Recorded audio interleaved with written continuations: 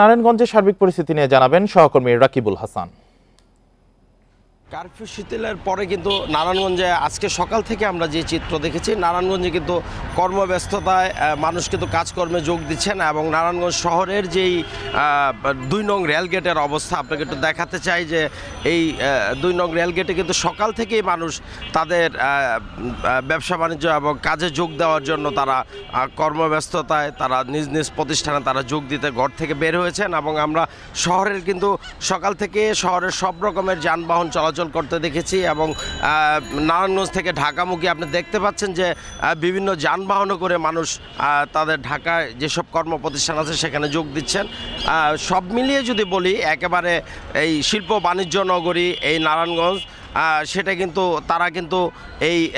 তাদের সেই কর্মব্যস্ততায় কিন্তু আবার এই নারায়ণগঞ্জ ফিরে এসেছে একইভাবে। তো আপনাকে যদি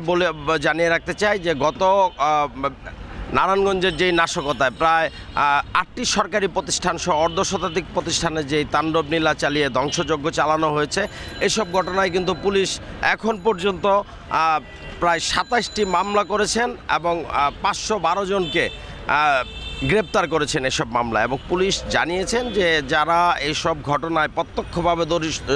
প্রত্যক্ষভাবে যারা জড়িত সেই সব আসামিদের তথ্য প্রমাণের ভিত্তিতেই কিন্তু তারা গ্রেপ্তার করছেন। এবং সব মিলিয়ে আপনাকে যদি বলি নারায়ণগঞ্জ এখন শান্ত পরিবেশ, পুরো শান্তিপূর্ণ পরিবেশে আছে এবং কোথাও কোনো রকমের অরাজকতা নেই, বিশৃঙ্খলতা নেই এবং সুন্দর সেই স্বাভাবিক জীবন